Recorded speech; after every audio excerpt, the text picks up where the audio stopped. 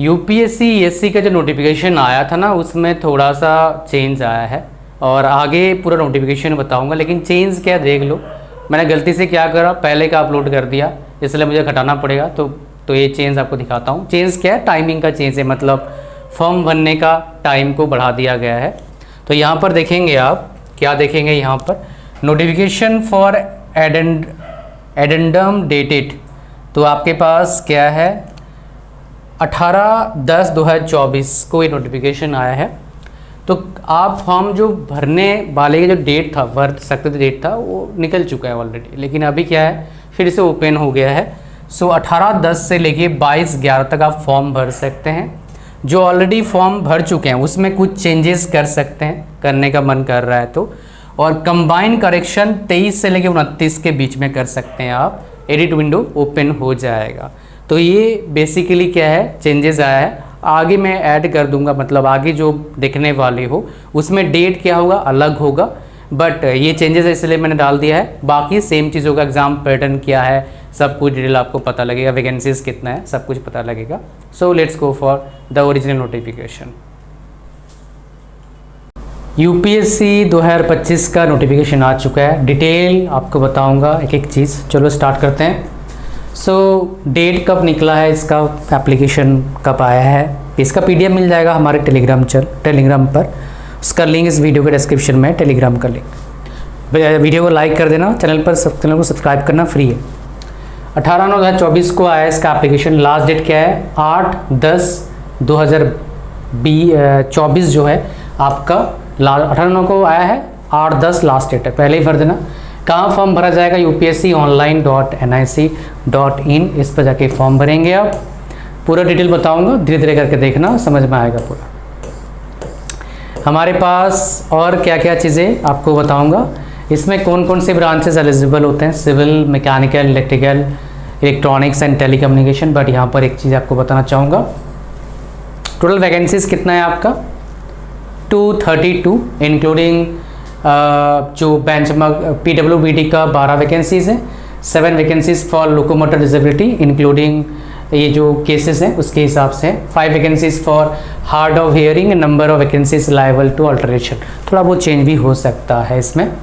किसी भी बीटेक का बंदा अपने डिज़ायर ब्रांच से फॉर्म भर सकता है, मतलब आप कंप्यूटर साइंस से पढ़ें, इससे आप यूपीएससी ईएससी के एग्ज़ाम दे सकते हो। टेलीकम्युनिकेशन से आप ऑटोमोबाइल से पढ़े हो तो मैकेनिकल इंजीनियरिंग से दे सकते हैं। ओके, नेक्स्ट हम बढ़ते हैं आगे। तो कौन कौन से आपके पोस्ट होते हैं सिविल के अंडर, ये सारे पोस्टेड होते हैं। इसके बाद मैकेनिकल के अंडर ये सारे पोस्टेड होते हैं। इसके बाद इलेक्ट्रिकल के अंदर ये सारे पोस्टेड होते हैं आपके। एंड लास्ट में आता है इलेक्ट्रॉनिक्स के अंदर ये सारे पोस्टेड होते हैं, जितने भी पोस्ट हैं मैंने आपको बताया यहाँ पर। आगे बढ़ते हैं, जो इम्पोर्टेंट है, कौन कौन से एग्जामिनेशन सेंटर होगा, प्रिलिमिनरी मतलब स्टेज 1 का ये। नेक्स्ट हमारे पास जो होता है मेंस एग्जाम का सेंटर्स कम हो जाते हैं ये। ओके, आगे बढ़ते हैं। एलिजिबिलिटी क्राइटेरिया अगर देखेंगे ऐसे कि भाई कौन से देश के नागरिक एलिजिबल हैं, हमारा प्यारा भारत एलिजिबल है, नेपाल के लोग, भूटान के लोग, और जो आए हैं इंडिया में परमानेंटली सेटल होने के लिए वो भी एलिजिबल है। ओके, नेक्स्ट हम बात करते हैं यहाँ पर, ये तो अलग चीज़ है, ग्रुप की बात कर रहा है। यहाँ पर बहुत इंपॉर्टेंट बात आगे आएगा कि एग्ज़ाम पैटर्न की बात करेंगे। पैसा कितना लगता है, 200 रुपये लगता है पैसा, वैसे आपको दिखा दूंगा इसके बारे में। मेडिकल स्टैंडर्ड थोड़ा चेक कर लेना बिफोर स्टार्ट प्रिपरेशन। कौन कौन से बच्चे एलिजिबल हैं आपके पास, क्या होना चाहिए। For admission to the examination a candidate must have obtain degree in engineering from university. तो आपका डिग्री होना चाहिए, तो उसमें आप एलिजिबल हैं, अदरवाइज नहीं। तो आपके पास डिग्री अभी होना चाहिए, ऐसा नहीं कि जो 4th ईयर में एलिजिबल हो जाएंगे, वो एलिजिबल नहीं होंगे इस केस में, जितना मैं देख पा रहा हूँ यहाँ पर। ठीक है, तो यहाँ पर देखेंगे आप। सो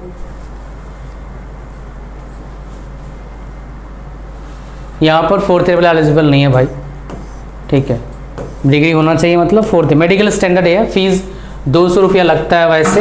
एंड एग्जेम्प्टेड होते हैं कौन, फीमेल, SC ST PWBD, ये फ्री में दे सकते हैं एग्ज़ाम। ओके, मतलब फ्री में फॉर्म भर सकते हैं, एग्ज़ाम तो भाई अलग चीज़ है। ओके, नेक्स्ट हम बढ़ते हैं, आगे बढ़ते हैं। इसमें बहुत सी चीज़ें आपको बताना है बिकॉज लंबा चौड़ा है। लास्ट डेट आपको बता चुका हूँ, अच्छा, लास्ट डेट जो है आपका सबमिशन ऑफ फॉर्म है 8 अक्टूबर और 8 अक्टूबर 8-10 है लास्ट डेट, ये बता चुका हूँ, पहले ही आपको बता चुका हूँ। सो ये सारी चीज़ें हैं, इंपॉर्टेंट ज़्यादा नहीं है। आगे बढ़ेंगे, थोड़ा सा हमें जाना है इसके नीचे तरफ ताकि मैं आपको सिलेबस, एग्ज़ाम पैटर्न ये सब बता पाऊँ जो इम्पोर्टेंट है। यहाँ से स्टार्ट होता है,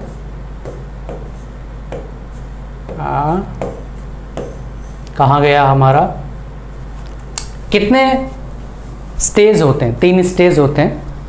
पहला स्टेज आपका जो होता है वो MCQs का होता है। स्टेज 2 क्या होता है, रिटेन होता है। स्टेज 3 क्या होता है, पर्सनल क्या होता है आपका, इंटरव्यू होता है।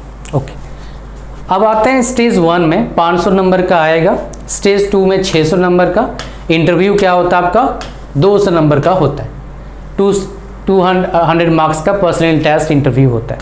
ओके, इसमें एग्जाम पैटर्न पूरा प्रॉपरली देखेंगे। सिविल में क्या हो जाएगा, सिविल से आप पेपर दे रहे हैं 2 घंटे में 100 नंबर, इधर 3 घंटे में आपका 300 नंबर है। 200 नंबर में 1 सवाल रहेगा, 300 नंबर में कितने सवाल रहेंगे, 150 सवाल रहेंगे, 1 सवाल 2 नंबर का होता है। जनरल स्टडीज, इंजीनियरिंग एप्टीट्यूड एक पार्ट रहेगा, दूसरा पार्ट क्या होगा आपका कंप्लीट, आपका क्या होगा टेक्निकल, सिमिलर मैकेनिकल में, सिमिलर इलेक्ट्रिकल में, सिमिलर इलेक्ट्रॉनिक्स एंड टेलीकम्युनिकेशन में। ये CVT 1 है, स्टेज 1 है। स्टेज 2 में क्या होता है, मेंस पेपर होता है, इसमें खाली टेक्निकल आता है। सिविल के क्या हो जाएंगे आपके 2 पेपर आएगा, सिविल का 600 नंबर का, मैकेनिकल का 2 पेपर 600 नंबर का, इलेक्ट्रिकल का इलेक्ट्रिकल इलेक्ट्रॉनिक्स के 2 पेपर आ जाएंगे 600 नंबर के होंगे रेस्पेक्टिवली।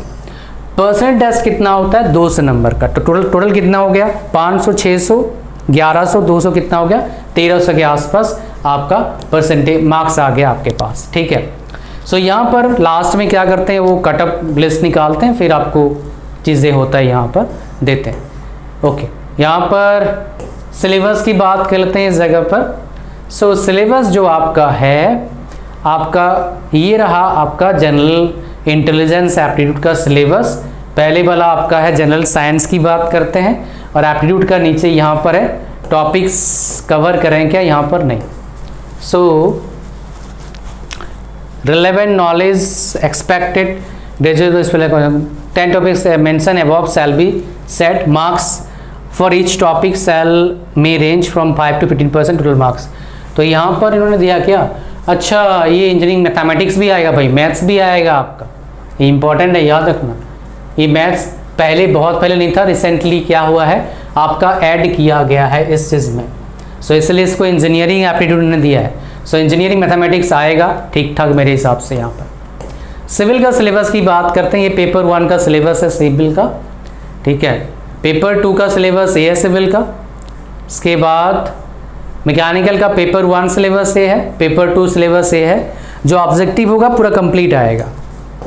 इसके बाद आपका ये पेपर 1 इलेक्ट्रिकल का सिलेबस है, और ये रहा पेपर 2 का सिलेबस। फिर इलेक्ट्रॉनिक्स का एंड टेलीकम्युनिकेशन का सिलेबस पेपर 1 का ये रहा, एंड पेपर 2 का आपके सामने ये रहा सिलेबस पूरा कंप्लीट। ठीक है, कटअप बहुत हाई नहीं आता है, 50% नंबर लाओगे तब का एग्ज़ाम क्रैक हो जाएगा, है ना। बट प्रॉब्लम क्या आता है इस एग्ज़ाम में आपको बता दूँ, बच्चों का मेनली बच्चे जो बताते हैं वो है आपका रिटन एग्ज़ाम स्टेज 2, बिकॉज वो लिखना होता है भाई, वो थोड़ा सा प्रॉब्लम क्रिएट करता है। अदरवाइज़ मेरे एक नोन हमारे साथ काम करते हैं, वो एग्ज़ाम क्रैक कर चुके हैं, 34 कुछ ऑल इंडिया रैंक आया था। UPSC के एग्ज़ाम कैसे प्रिपरेशन करना है आप उनका पॉडकास्ट देख सकते हैं, उसका लिंक इस वीडियो को डिस्क्रिप्शन डाल दूंगा मैं। और एक बात, इंजीनियरिंग मैथमेटिक्स का प्रिपरेशन करना चाहते हैं गेट के लिए या फिर इस एग्ज़ाम के लिए, गेट का हालांकि मैंने पढ़ा रखा है, जो पढ़ाए हैं वो IISc बैंगलोर से पास आउट हैं, MTech 108 रैंक उन्हें गेट में आया था, तो उस कोर्स का लिंक इस वीडियो के डिस्क्रिप्शन में मिल जाएगा आपको, उसको ज्वाइन कर लेना। मैथमेटिक्स एप्टीट्यूड में बल्ले बल्ले हो जाएगा। खाली कोर्स नहीं है, रिकॉर्डेड कोर्स खाली नहीं है, मॉक टेस्ट भी साथ में दिया है फ्री। इतने 10 वीडियो में thank you very much. Like करना वीडियो को, चैनल को नए सब्सक्राइब करना। God bless you all, bye bye.